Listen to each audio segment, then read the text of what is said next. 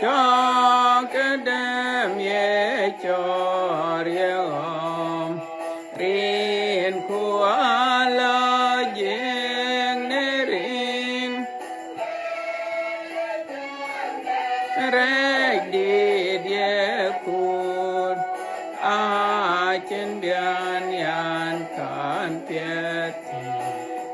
yen yet yang ne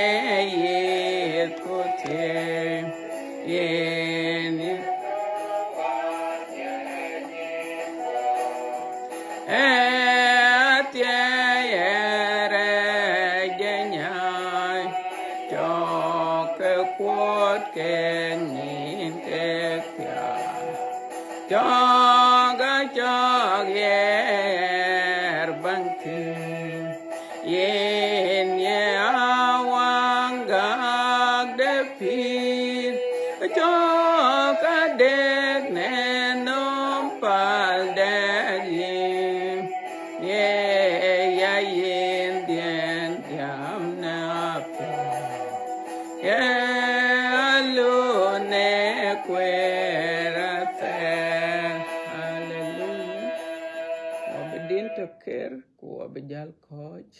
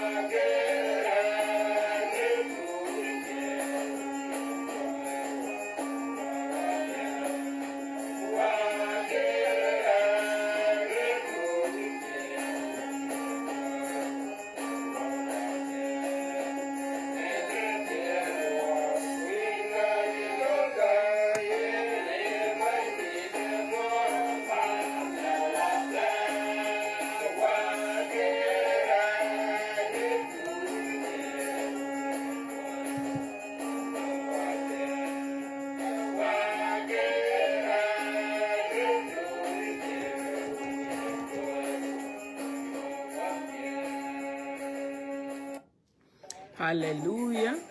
hallelujah hallelujah hallelujah awut ka bandit we chaka lor we chaka mon ren ka un kuwa ku jong di lajek non ko diang chaka ting se ko ke wan ting so wan gol charan tak ting so e kol piataret we chaka dua lej we ko ben bu wer ne lej bu be share aran jamete ne chola yang a jang ret ani chukre to aya gam ke dulwang dia ko we koi ke wan ben all the time we koi ya knowledge we ben ba wer knowledge ba be share ko ba be ping so when mit pure red nyalen de panel e wala mu we ko ka chala mu we ko ke wa be ko chira kola kwa yo ko le ta to ko ben a chira no walk no rier e tingu kole ne riede aliu ku ka chiran wok nyi yena ben e pin no wan a chiran ni chen a chir ben bin pin no meten yene ku ben bin ku yene ke cho ku jal bin jal en yalen de panyal yene ka ni chen ku yene ke yen wora duo no nyale e chan nyale yene ka non kri che ben wo chirier an chirier ku yin chirier nalin da panial yen ka nong rier ku riede a chirier rach erier pet yen ke yen chatinga kol chirikola yen ke chen chatinga kol chirikola nale chawada en nalin pet ku gwer chen pinam gwer ye kola a chan be pinam benanga lir piet yo ku we ku ba kol be ya kol piet chi ko ruer ben ko no a chan ye scientist ko ke pinam chlo to kuli non ka ken chi ka got e ka le cha ka te tin yin la ku chura korot e pinam ka ko cha nyo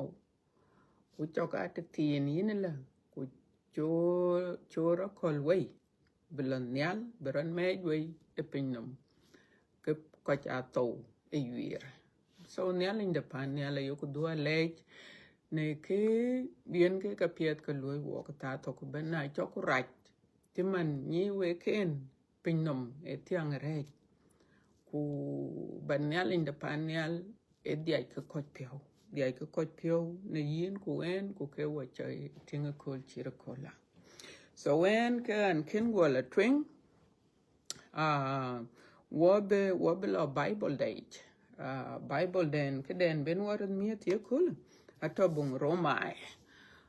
Romai chogdite tier kuro chogdite tier kuro chiera bagol bu gol chok tok wobe lo ko je togde chirki tero kutok kwa ba kwene tong jiang ko be jala twing weren ya le jam alwele yak nier chochine cha duom yak rein man ku yak lanwat ne piati yak kok ne rut ne nie de mat yengenge chongar ne riu dokurut yedak ne loy yak let ne we kwon yak bandi loy yak pyo la yum ne ngat yak gum ti yewe to ne rechich yak diaj ka we lang yak ko chi tie yen ka chik yangang yak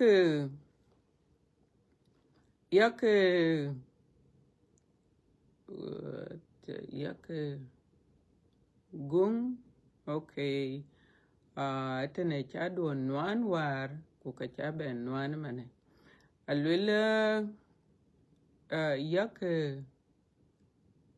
I don't know but ambla ben tinale echok tier ku diak alwela yak ko chi tie yen ka chik ya ngang yak gung thank you Jesus alwela yak gung yak koi ye wengit tie yak tie ku doke ye chien alwela yak tie barania tie ku doke ye chien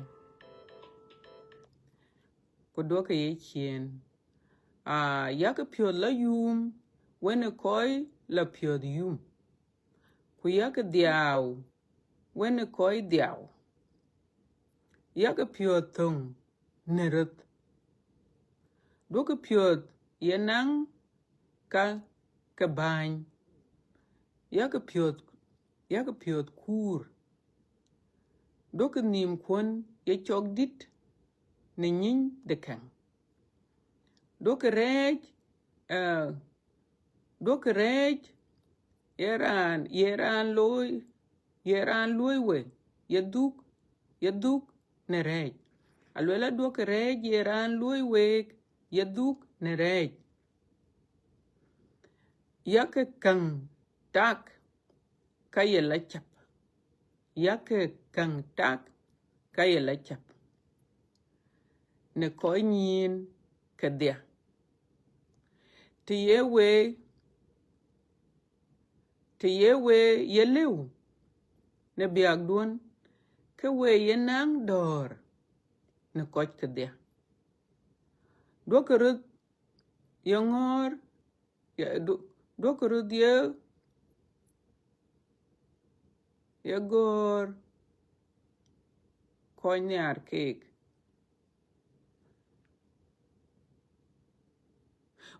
malej alwela do kerut ye gur koñ ñaar keek do kerut ye gur koñ ñaar keek ku yake huk padnam e gur ya gur e kedia aba chol gur e kedia ne ale ke jam gur ya gur ake god ya gur e kedia aba chol yene ke lwel bandit na chogran nong weg ater na chok ran nong weg ater na chok ran ne chok na chok ran nong weg ater ke mioj ne cham ye chi yal ke chode na yak ye loy waya ke we bichol ke mach ya kuot enom do ke rej ye chok tiam we ya ke rej tiam ne piat e ke cha kwene tene e were nyalech ku bandit ayelech so wutene yene ka ben wa kotin wa bonim gorpen ku wa ben yalenda abulam nyali peng long da ku ni choda etnongin baba wuni ye chukrto bandi da yin chu dwa lej baba nyalin ko pyo la jeng derem nyal ku penya tiang ne nom du in chu dwa lej baba chiran wogle be ko le ting te chene yin ku te chene ka dunde yi pyo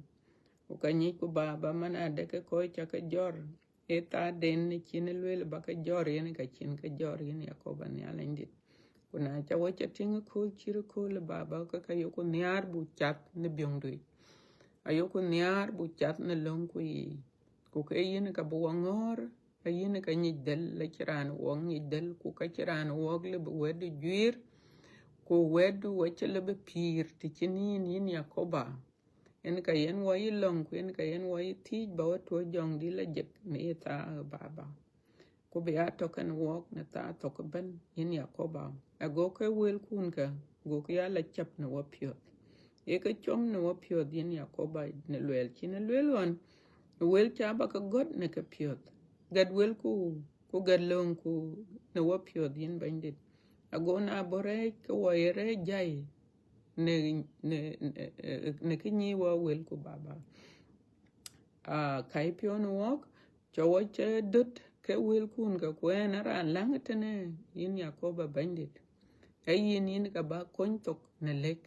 wel ku wa cha ka lwel te chinin ko wel ku wa cha le bi la chap na wut ku pyo te chinin baba yin chu chol ye gadarang yin yakoba bandida kana cha tin nerin ka un ku wa ku jong di la jek amen thank you so much a wood bandit until agao kolko kwai lagao kolko ko doi la ben but nyaling da pan nyalin ka du kwa lech ne ke chen ko le juir abu bela ben e kol chir kola wa wood ka bandit alech den nyale che ka piataret nongin ku nongen ku riu den nyale che ka piataret nongin ku nongen chan nyale che ya wada wache na wa da lew ku bu riu chin nyale che yen ke chakin ku yen ke chaken anyi ku manada a chu tingon chene nyale inde panyal chene ye chu kerto chen ben pin no metene ne gop daran ku ke wona nyale che ku wan bien e jong di la jek abon rie de jong di la jek ene ka bien pin no metene ache mo yen diten e jong di la jek yen ka tewe ne meri ku dit etene ne pinyam ku yen ke ku yoku lwele tene benda pinyam tene ache ya ur ku ka che mamadu yen ya le ja ye ka use a chan ben ka yi bay pinam ku kene e luoy pie den ya le e luoy pie den ya le yen wa yen ma woda ku yen wa yen babada but e yen ka nong rier yen ka nong rier yen wa bay pinam anong ko ke ci ben pinam te no wan ci mane ye chu krato anyi ku e bo pinam te ne but e to panial e to panial ku bi pinam te ne so nyal in de panial nong rier ret yen nong rier yin datu yin le bajal chen nyal in de panial jam jorin ci manon chen yi le ja jor ku ci man yi Moses ko ji to ku ka ye Bible ye le yi Elijah bela du ko ye ka chole two witnesses so nel in the pan ya len ke yi bay pin no mutane kuna yen ye wa bay pin no mutane ka yen ka yoku konta twin yen ka yoku konta twin chan yen ka nyi walk yen ka nyi pida e pin no mutane ku yen ke wa yen kriye ben ku ka bo du nim etaden chelwel but kam to wa pin no mutane anong ka ye ka le wo ka nel in the pan ya le bukaloy anong lunke chiman nyi we kene ko ju chai wet anong dum kero dom de jok ku dom de jok alwele ye pin no mutane ye pin no te to wo tin ku ka nye ke mana de ke dom jok because tien ko kan loitin a che del den yalech ko ke pin no ko chat ne pin no agut chu wo gon wo ya kon ken won yale go gam okay chat pin no wo ka ke lu ka ka jok wo ke lu e ke ye pionda ta wo ke lu e ke ye nom da ta ku kaka ake pionin yalech kwa ke lu yin yalech so u ke ne ka yin ni mana da ka pin no mutane amu jong rat ku ka ci Bible ke lu ku panyal yen ka to Yakoba kayen ye ben kingdom den ku kingdom den yalet man yen ye dom den yalet ato malaika itin malaika ken lun ka malaika ben ya ka ting na che ngai ben nong ran nong ko ko we chen malaika ka ngai thul nong ke ai ben ku kai ben orderly ke che toy ke chin ya le ke bibeloy ai ka ben ku loy ka ku le ke yin a che gok ki chol gok aliu ai ben ku le ka chin ya le che le la ko che le la ku duka na cha nang daud ka duku na mu wetok ku duka so yene ke kingdom den ya le kana ai koi en ya le ping tok ai servants ke malaika ai pet che mani yi malaika ai Gabriel ai servant ken ya le kwen ke chok du kana yana tana o koi chin ya le che ke loya la ngot pinum ke ken ngade ke ken cha achi bung efficient che le ya alwele nyale che go waloye lo ko ngot ko lo ko pin ngot ke ken cha bo chala je ku bo chala chara ku yi na chen yale chi loy ke yin ya servant yin ya lo nyale because anon ku ye kor baloy e yi toj etene ne pinna manon chen ye chukrto chen du tu ke tier ku ro wa ke toj ake chi ka lo abaj a chi ka lo yon ku kon ke wet ku kon ke pyo ku kon ke le cheng de panel ku ken ke wan a chan na chi ke pyo a pet ku wen ke chin ke pyo lo ko loy ku ke rob loy wan chen ye chukrto chen go jale ke ni non chen ke to ga ku ler panel e jong di la jik e bela ben ku jong di la jik e ka benyoy ku jal ka la be jal ka wel kan yale jal ka la tiai be so e kene na chaben e chang den yale chi e kanon ku yen yale de pan yale ye kor anong chang ye kor chang de pinom tena anyi ku wo koy ka pinom chang de pinom ayen yi lar kud you know ran alle bi lar kichin ki chaloya ran alle bi tet kichin ki chaloya ran alle bi man kichin ki chaloya ran alle bi mendu yong kichin ki chaloya ke kaka e cheng de pin no makana ku kene ay chol reit ke kaka ay ka choy reit koy ka pin nom ka yen ya linde pan ya le yel yin ku en wo koy ci ben byong de che nong cheng ye kor nong yin ku cheng ye kor nong en a chan bu thog lel bu ben bay ni chieng de pin no mach ku bulo ni chieng de pan ya le bulo ni chieng de ku ke ka ne cha ka kwen te ne ka en ke ko kor ya le anon ka cha ka lel e ke ka ke ya ka loy ku kaka do ka e loy a cha ka ping ete ne kwen ke ka a cha ka ping in summary kwan bala benala alwele e do ka ne ri cha no cha duom e ke chele wo ka chu be a loy alwele ya ka karany man e ke chele wo do ka karaj do ka yen yar aka le ne ale ke wo ay alwele le ya ka pet loy ya ka pet so nyal in de pan nyal anon ka ye ka kor nongin ku nongen ku e chieng de in nyal in de pan nyal kuna che jal changula pichin changula ka nyal in de pan nyal mit pyo ne yin because a chi bible che le re de ko ti a chanyal luy ka tie yin ka luyin ka pet kuna kor ku ka pet a chu ka be yotene pinam ka pet a chu ka be yotene pinam ye pan pet ka ye wewjich ka ye med wiku ka ye ngu a chi ne linde pan ne le chelwe ka pinam tene mal de pinam na choko kuote ja bat yang yene de aya bote ye cham but ya ka kur a treasures ka panyal ya ka kur ka panyal ne alinde panyal aye lwel ku lwel le ke ka a cha ka penwek but kan ka chang de ne ale kan ka kor ku kriye ci ban abejalien weg a ci le wo ka le alwel ya ka kognarat you know bu ya kokrat ke ka a ka ci ka lwel ku jela kokka kwan bi jala ben tinala ku jela ka ci ka lwel ku lwel le ka do ka ke loy do ka ke loy because ke ka a ce chang de panyal so wa would ka bandit anon ka ji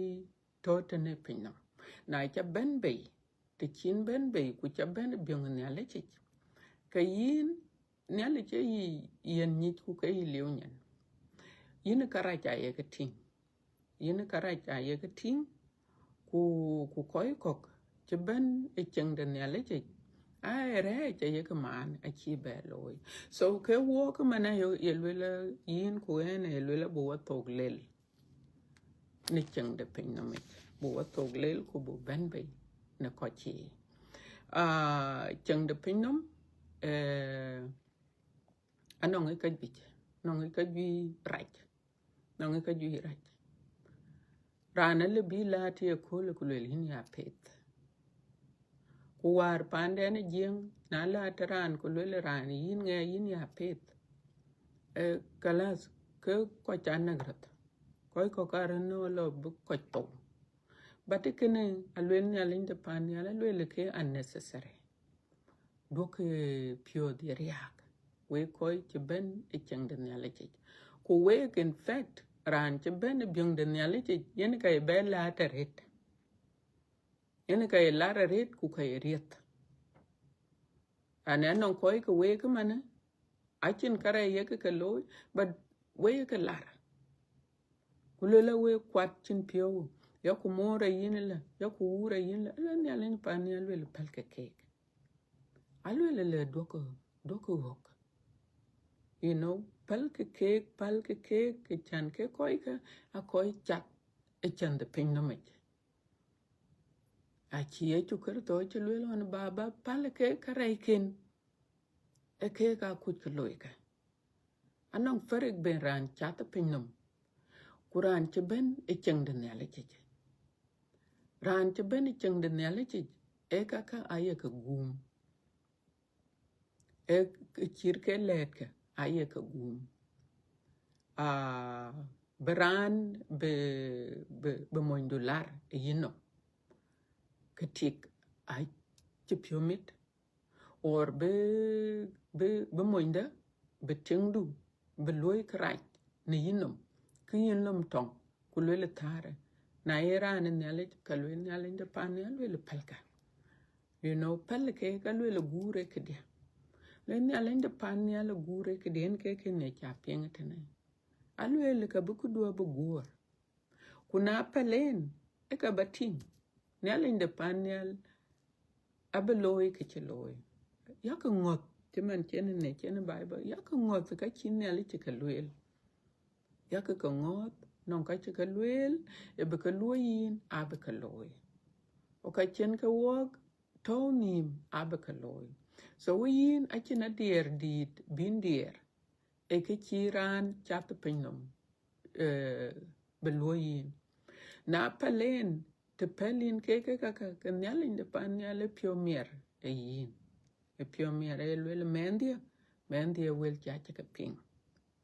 ku yen ka galin ke ka achu ka lew wa wut ka bandit achu ka lew ke ka chaka luel tenaka baran bi loy krach achi lew te chinyalech ayen ke yina kor banyalech ba chabona piondoy en ke yen wo ye luel ayak nyale chol ne piondone luel nyale de pan nyale yakoba acha luel bu koy wa luel karaj bu kay apol bu koy wa ngir bu kay apol ku chuka be ya chien koy wa chien bu kay atie ku bu kay ka piet ka chaka luel ka bu kay lo yin yakoba nyale ndi ke ka achu ka lew te chinin nango wo kwanadem wa mit kadem kada e gur kada e ba kada ping kuduno chan bira anti binyi mana ade ke yen ke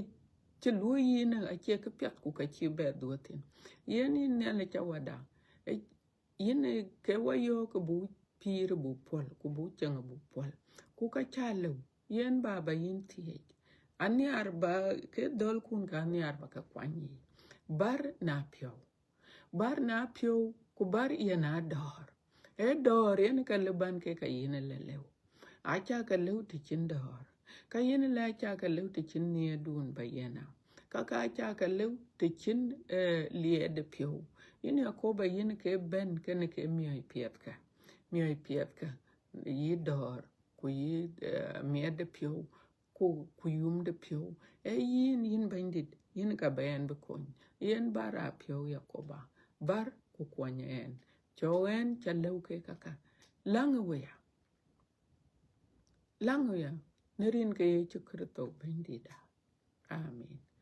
nyalin de pan nyal be ben acha nanyi ke kaka korke anyi mana de kin kor ba cheng de pinom anyi ko kor bawan kwanyi ke chiber ba kor lanu e cheng de nyale chene ka kor kan nyalin de pan nyal ba abo nangin ku ye long e ke ye kor na ye long ke pet ka chin nyalin de pan nyale chi penin a chi penin e ba long ku le yin nyalin de pan nyale ran te cha loy krai lor na kran ti yong yin loy kene ro loy ke a chien ku men ran re ya men ran nong rieden to kan yin ke rier de yi joka ale bi ran de chien yin le baran de chien de chin piori a ke ran go a cha piori a ke ran go kra cha le bra la loy ran ku ka che bo nong ne le rier e rier bo nong yin ku ka bo nong jok so en ka yin ne le de pan ne le le do ke loya ran chamar ku tek de bin ne le de pan ne tek de bla duonom ko yin a che ku le chu ko be a chien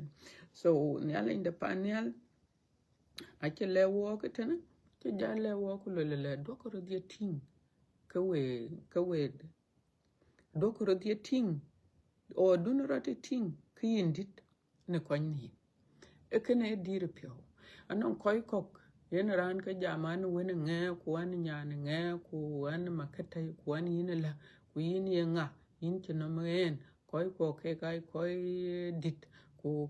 an nyan wodir ku an ran yinela ku barane pa koyti ba chairman ba kin chir kin bi chir parabolon weli chukrato eladaro kana nga atin ekachin frek nyal in the panyal ran ye tinguya nyal ja tokane yen because kiran le nyal kan yen ku yin in chelo barande ba yo ku ye yinga ku yin chin pyo ku yin la ku nyal ja to nyal ja ping le tine ku nyal ja to ran pyo to ran go so lwen nyal in the panyal nyai ka di de pyo nyai di de pyo nyal che en ku yin wo tin ku wo to go yaran ne cham ku chenam kuran kwat tier ran kwadriandi den wai nyal che wo tin ku wo to ku pin no me ada anong da di de pyo de ye pin nom yen ko cha ko man chen we can notice achran yani chimane roti man ayera ne ye kor pyo benang rian petaret or benang riai acha janang riai ke jel yo yipyo mana de yin bi nyira bi jan yar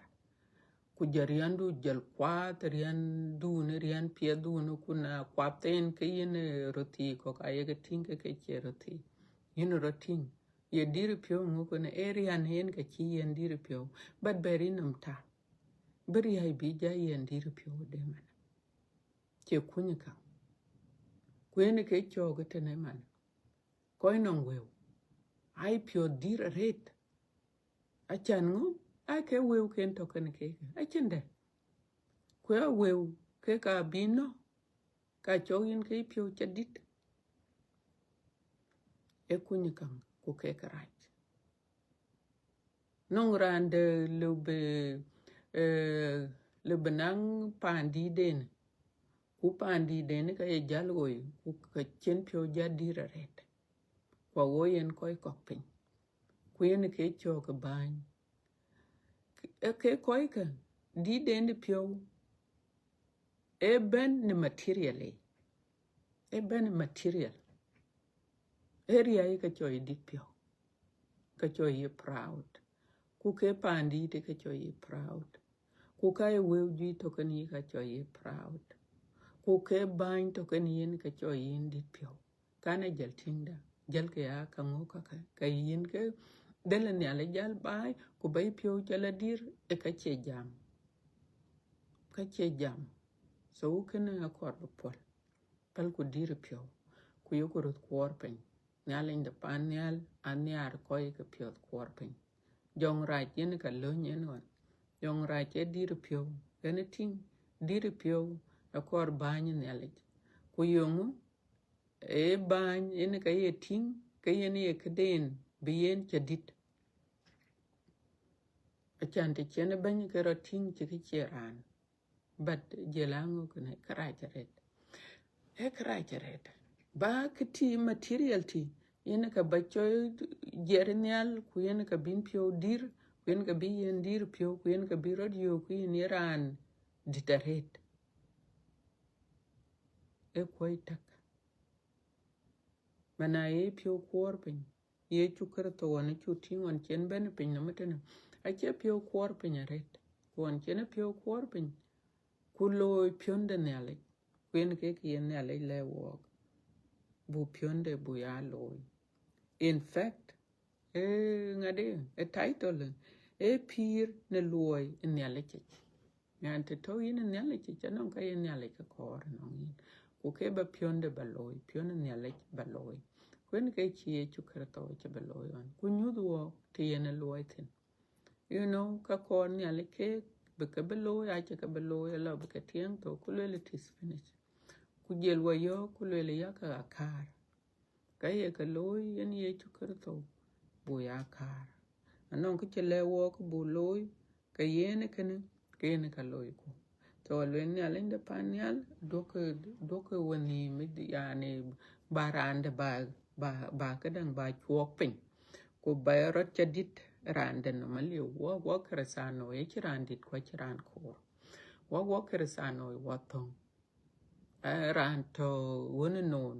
kuranto mention it wo thong nen yale nyin agut ci pin no metena a eran ci yale gam ke kanyit mana de ko wo thong woni ke koy ka in ci le ba koy ke yale ba ka lar ko balwela ka yene le ko ka yene le ko ka koy ku kan ko ka yene le ko no a ci peta kana a ci peta yale inde panel a ko wo gwadya ko wo gwadya ko kan yar wo gwadya lwela ke go wan yare lo ko wangot ko wo rach go what we want to de ye chukerto be beton no mo so kwa lwen ya linde panel chile wo ko le do ke yogur a chiran chi loy kra ka pal lwen ya linde panel ya ka pol kuna ye pol kutaw ne le twin in la nin chimet choran cho yi le kra ye kul lwel ko ni wala le yin telephone wala lwena kapal anoran chile wera wara kul kapal in benin in bro yu ku in nin chimet tamda because anya yanon ko dai tena kwanon ran to krai pyo anoran non krai cheleke ku ka kene chanin bade kene yen ya linde panel ye lwel pal ka guren in yung ne baba a chalwele la ba ye bu kayene la bu kaya pol yene kana cha pol yin ne len ko pyo cha pol yin ne len ko pyo kulanga ye rana ya langa yen chane ne len de pan ya lwele bu ya long na koy kon na koy ka ter ya long a che ko ke kaka a chi ko non koy chat pinnom a chi ke pin ke kaka kwa che lo kanim lakini yin iran chen le gam yin ka jem ne le wane yin or I mean yin ka jem ne le kene yin ne le cha jam kene yin a chi jam kene koy ke pinnom ku koy luy kara a koy chat pinnom ku koy kun ne le but yin na le yin kresano yin ki beraran pinnom akay yin ga ye wet a che ke koy ku a chile balwelo wo tengaranti kwa chine le lwelo dok ye kana loy ku tengaranti tenga ke ka loy ke te siranti era raj ku ka loy ke ka rai ke mane no chan yen a chat pinnum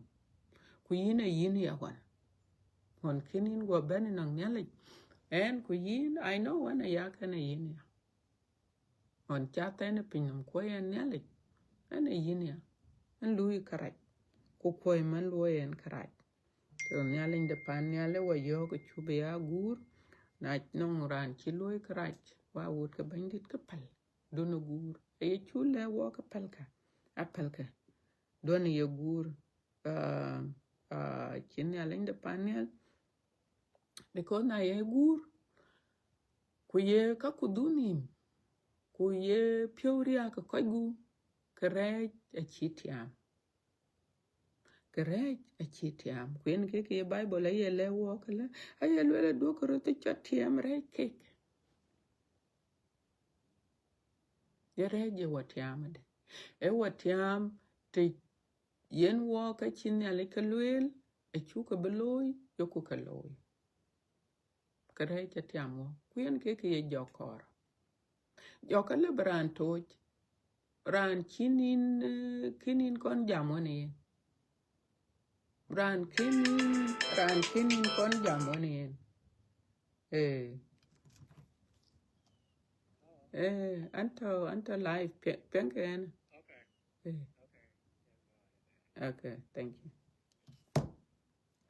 Okay, I had to pick up this phone. I actually tag the chiran pengen. I chana call kok ran a little bit jam ku chipping. I chira low in on 45 minutes can jam ku chiran pengen. ko cha dai ko chiran chagat so wa would ka bandit nong daman wait ran ku chin ka pianka e choka ror ku ret ka gat ka little sound is bad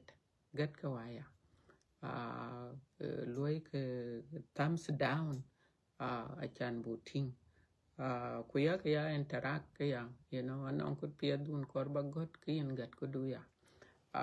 walk an chin problem kana ra nong ka den kor ba got kana ke pia den kor ba wel wala nong challenges an chin problem so yen jok ka lebran toj bi beloy karaj ku yen aba beloy ku bi ku lu yin ran a chan yen ran is empower e jok yen ka che yen rer a cha ting mane hamas a chi jok a chi ka yen rer a chi kur bi gam ka tini lwe koi ken ko ja tu ku ka chi gam koi chi jok ke jor ni ma yin ya ai ka lo be ka diel pin ya so na chiran chi ben bi ku lu yin karaj kin takanum na lwe badunum ku yin ran ne le lwe badunum ku bater wani yen ku bawog wani yen ku bar duy wani yen ku bar lar wani yen kin chi durur ku yen ke kor ku yin che in chire a chitiam nyaka koi ke jokata ku ke ke kor e bi koi ke ne le bi ke durur ko ne le che ye lwel e do ko to pal rej do ko to pal rej ku yen ke yen wo yo kala ye lwel do ko to pal rej do ko rej chatiam wek ada na pel ko rut do ko e chok tiem rej kek lwel ne alin da pan ne ale lwel na ya ka loy waya you know ke aba gurioj you know be ashamed they will be ashamed of themselves ku tom tinga kol kong na boran ke pyo war ku lwel la wala ranti kabla ting ye kol ku boran ke pyo war ku yin ran ne ale bi ku jam ku loy kaka ku wai pyo pen ku lwel ngade da malej na chay wo ke palen ngade da dun pyo riak pali pyo pen ku kana lwel ku du mat ku jam kin ti pyo ler krana lo ka lo bro palpen alo kedi dun bo ke chat kan ye na lo bla nyur ku kana pet yen ke ti yin rand ben ke ti pyo let aye kan pyo penya lakini bar ku lwel la yin yo nyal wan yen ku yin loy awo kan yen ke kana alo bla orhech alo berej bay kwalo ne ala inda pan ne ala doka ye loy ke kaka kore ada chane non ke chol flesh non walk wo mit ka wo koy bo pin no metene biya ka dem wonon kai wo tun you know ran lebe ben bi ku luyi kraj kuna choko lwe ka ba pal pin ka non ke yitun dun pel yongu ku bi loy pyo riak dun gam don't accept because a joke en ke tien ko tiamte dun gam lwel ka chin alin de pan ne ala che lwel la bu koch ya pol ku chu ka be ya ngade chu ka be ya man ku chu ka be ya chien ku chu be ya nang ya a chin alin de pan ne ala che lwel tene ada alwel do ko de mej way alwel ya buru ta mej way ko dit pioti ya yukron mej way ko dit pioti do ko non anything to do with these people kujela ka piet chin alin de panel ke jalwel bu ko jaloy ke ka ku ka cha ka lwel ne de chin alin de panel lwel bu yalu alwel la yakanir yak nier cho chine cha duom ekene muhima red nier nong cha duom ache nier pet but nier yen ya lewa nier de pinnum aloi nier de pinnum anong cha duom yin le baben ku rana le baben nong yin ku le ngadi da bi pel nyen bi pol nyen ku bi lu bu jam pet ku bi ku ka domin a long tin ku ka kuch chan yin ran pet ya anchi yo wa diak ku an rere to wen ko chiran chi yup but I thank God anyway create bana la pet so yin nyalin de panyal ye luel dok yekene dok ye loy boran nyalin de panyal ali bi nyuot you know koi ben nongin ku yen ke tiene koi ke pinnum yen ke we ko jor ayeran ben o ke pieta ba luyin kuin ba luy kenu kana ba luyin kuen bi yen la ku yen bi yen la bro loy ke ran petaret te ki ran yarin kuna le ku du ne le yo ke kala jal kan yen so ke ne ni ra duom le nyalin de panyal kana ci nele ci kor non kersano a ci kor non kersano na yo gran lo ye ki cire ke ne ke nyin mana de ke rane a ci rane nele a ci nele to ye go rane ke cire ke ne loy niede nele nier ye chol agape love nier yin ran yar a cirani cha loy kraj ku ciran ci yende ke tom dia ken yara ke dia ken yara baten yal inde panyal yen ka le bin kon yen yere so ye le do ke yemen kiran baya man a chan man del de jok kuna man ran ke jok ci pel ci kon pol la ku bi ler ku bi ku mu en pin alo ci chande ne le ci lo en ke yen wayok ku la a nyaay ka man te non ran ci loy kraj you forgive ye pal kareke because pal karaj e ke chen ne le a chen wa den chen ku ka cha go ping longon ye chu kerto wan pyo chen tutu alwele go lwele yaka e wo pal karai ko chumani wo ko e karai loy wo pol pal de karai e muhima reta a chiran chi pel karai ka jong ra chi pel choka ka yin aye bayin no mantina ku chi chinga pet ku ka pet chin ale ka lwele be ka loyin ku ba ka loya chi ka loy yana no ran chi loy karai ka ye pol but ke le bajal ngai loy e bajal ye chok or bajal e rane a chan ye na chedro ki ku ye chol loy kraj e ka chinga de ke ka telwe but a chi be man ku ka ba pal kareke ku dia ki ne chemet ku chi beni no ku na le dumia kin dia kin met pyo e yogo so kaka ayen yalin de panyal aye kor non walk even in your own family allo benang koi kor bi telwe but a chika ba man chin ki chol man nong ne le chali man aliu ba dia chike nyar ke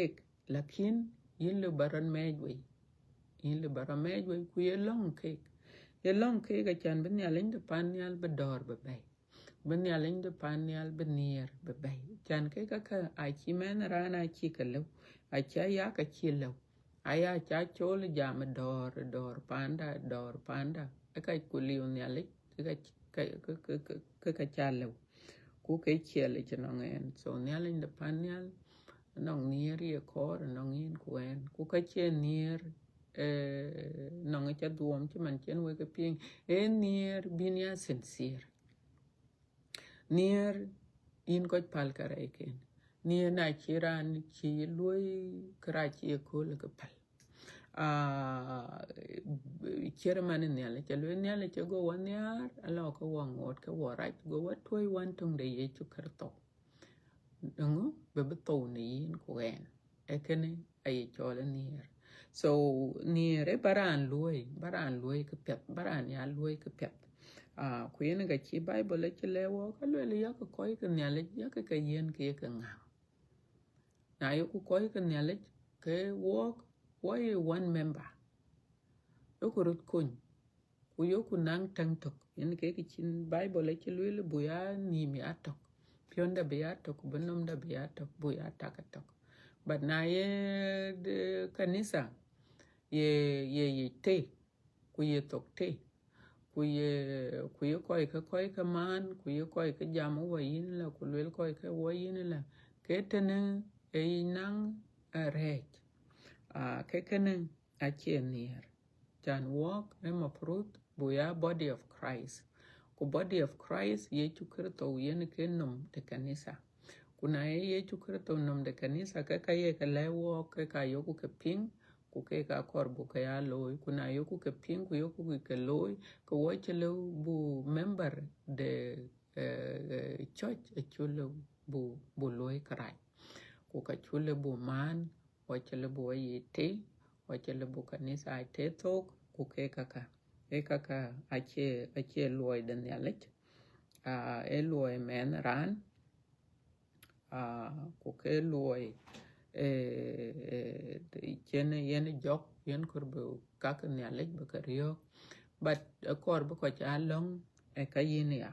kan yalet de panyal chelwelo le an be kanisa dia ba ye kurunom ukachi achirier de jok beleu ni nyai so wanye ku a chok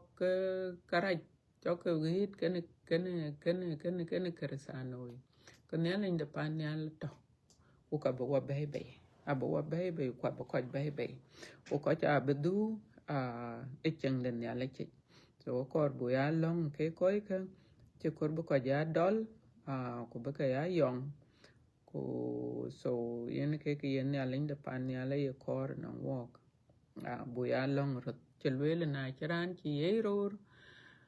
the member of Christ Cresano chi yeror kalwen ya ling de pan ya bu ya kwon yen ke chele walk ka ken lwele be ka ya dol ku be ka ya ko jam aken bible aken lwele ya so ke kaka arere men ran ke kaka het ken walk banel in the pan yaler abo bebe ku ka bo kun ku ka bo yen nich alwela buya kokrot ke piataret ba kok men kui baranda ye ngai men kui alwel ye chukrto on chen ko ben kulela ayi mama du ku wata mat ku ati te bi golwel ye yinga yi mitakache che we koi pyo ke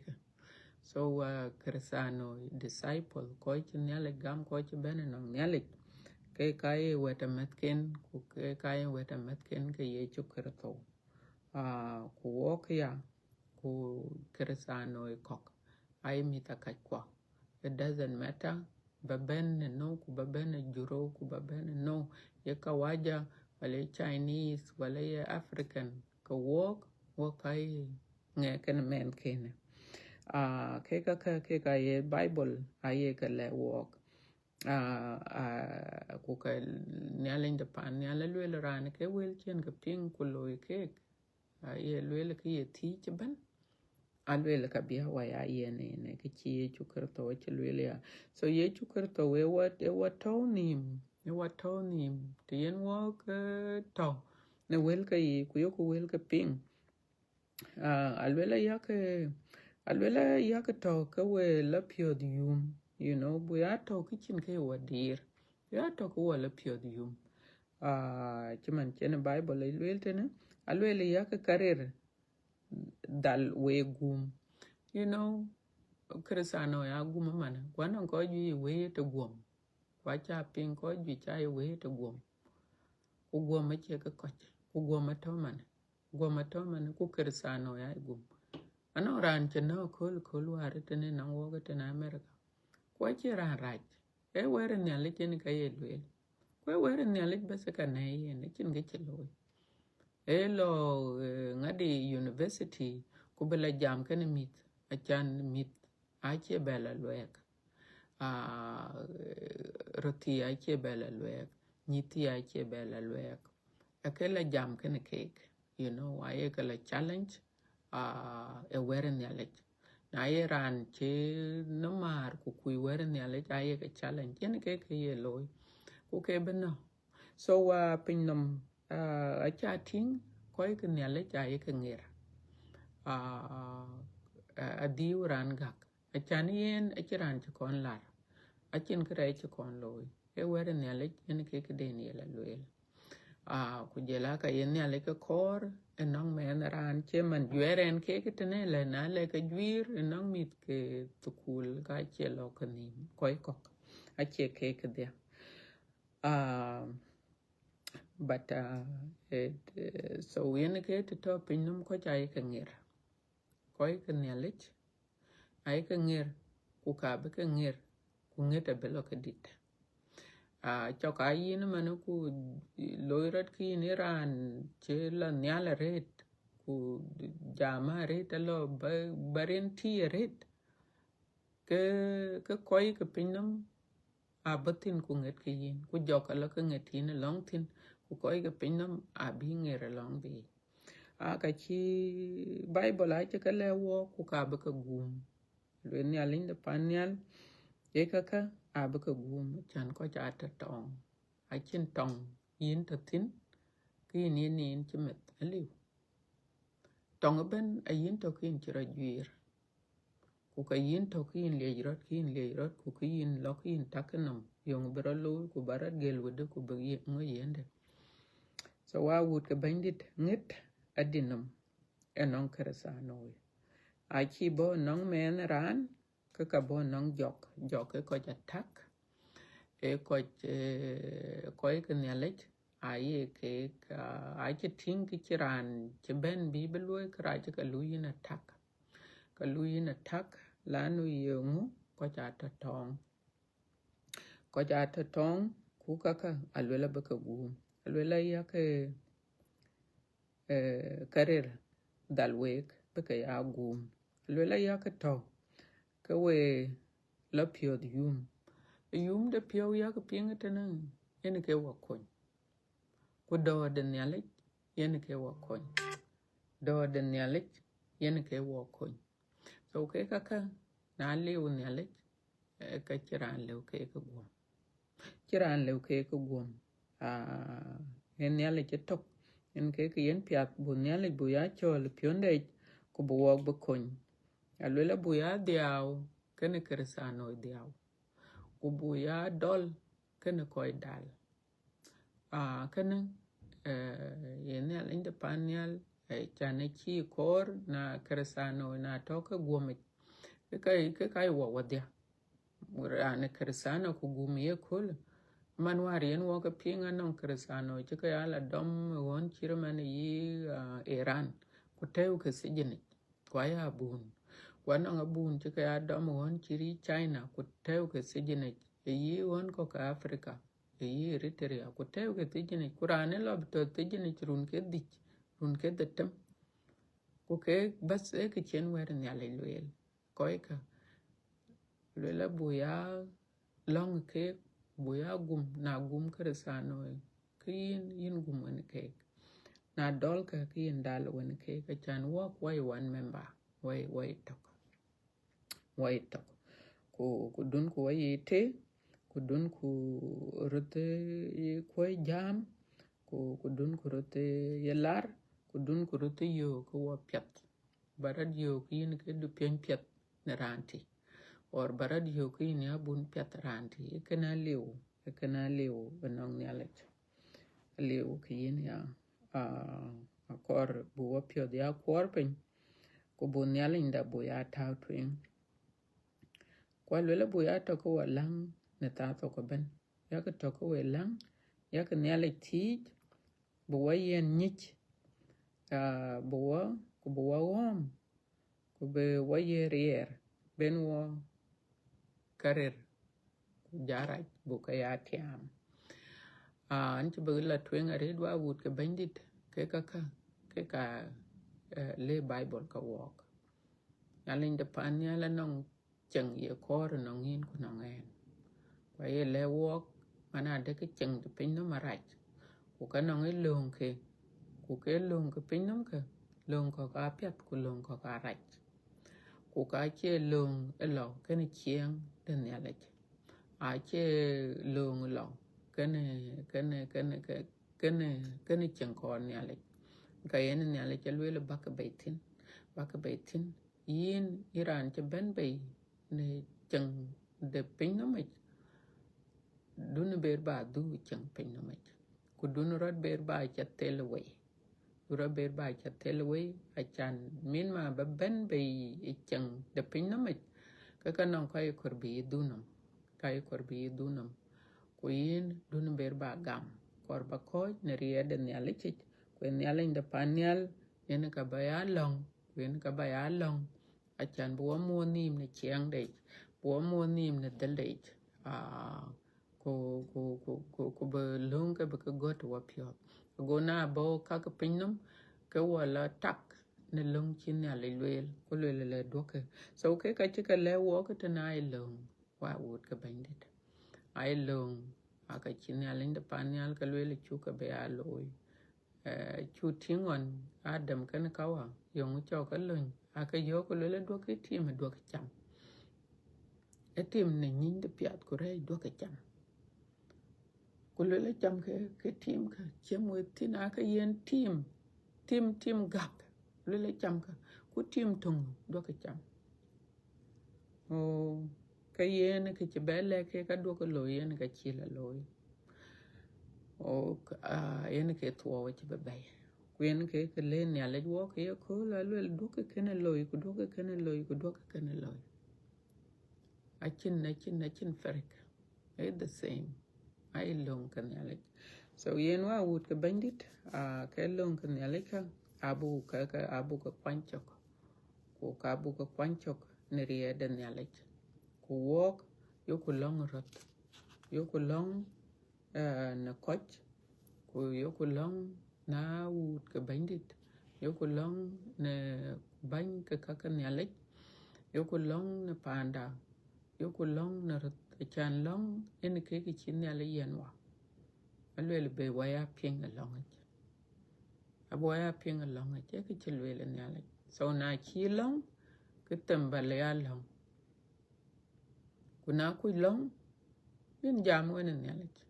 lele baba bar kwenyen an ku long kwa bi kun achiran chi kor be kun ran kor kwanya be kun ran chukor nyale yen ka chi yen ka yen rani yen ka bangai gum yen ka wa wut ka bandit yen ke bayan wo be ko ja pal kareken ko duku yelo ni chiang de pinnomit dun ku na chiran chowalar ku chowaloy karaj ka palko non ko ko wok chikalar kuna thong yinum yung yen rani lar e ka chelo yinum kwa che iran ni chin kwa chin kre chaluya so ke ka akor be ka ya pol ko grandel bitom pyoria ki go ku ka che iran ni ku ka pyotom ria ki go akol ko ka chukur be jam kene yin kwa chin ke chaloy ke ka ne che ka le woka lela ka benang gom ku ka benang ka baka gum kuna yeke ben non ko jam ni ken yale e ka dia ke pal ke ya de dia ke pal ke achin ku dutin ku ku lo twing wede nyalit ku cha wede nyalit cha lwel ku le yirai pio ku ke wede nyalit e ka chin ka le baloi ka le balwel yin nyalin de panyal e yin ka beranti yin ka bela kun achan ke wel ka ai wel bobe nongin ku ka cha lwel ba ka la lwel yin ke chan ka la lwel na le ran le ka man ku le ayak man chan ayak ke wede nyalit cha lwel ke nyalin de panyal yin ka lang ba gel ku be yikun ku bala nyal bala twing when pi de nyal ekene en ke bay ba be cher kana we wa wut ke bandit walk wo be ko tene na non ke cha wan na non ke cha wan ke nyal de panyal abe we jala jwa bung cha queen e bung be le ko ke ba loy ku ke chi be loy e bung romai chok di de tier ku ro chere gol ku chok tok chok dongwan ku loku ko cha ya yo ku loku ko chi ke chir chok loku ko chi chok tero ku tok ku ke yelwel ba sa yelwel loy ka kana ku do ka kana loy ka kana ku do ka kana loy ku ka kare ada ba bela queen or tene chana queen tene aba bela ting ku ba ting ke lwel ni alaj wo ko ba ko tene ne rin ka un ku wa ku jong di la jet wo bo nim gor pen go nyal nda bo do le ni ta chi yen wo ka gor ko nim pen nyal pen long da ku ni cho da et nangin baba un ye chukar to bendi da nin cho do le baba ne ke wel piet kun chakale wo ka yin yakoba ke wel ka ke kuchu ke go na ke yoku ke chole ye ke normal na wok na chiran pioria ke du ke denum kuna chiran chi mang ke in mang ran ku lor ta chin chi piola yum ne ke chiran loy ke rach bada chale wo ke ka che ka pet e ke re chi do ke re jen yar ya ke re man ku ya ke koch nyar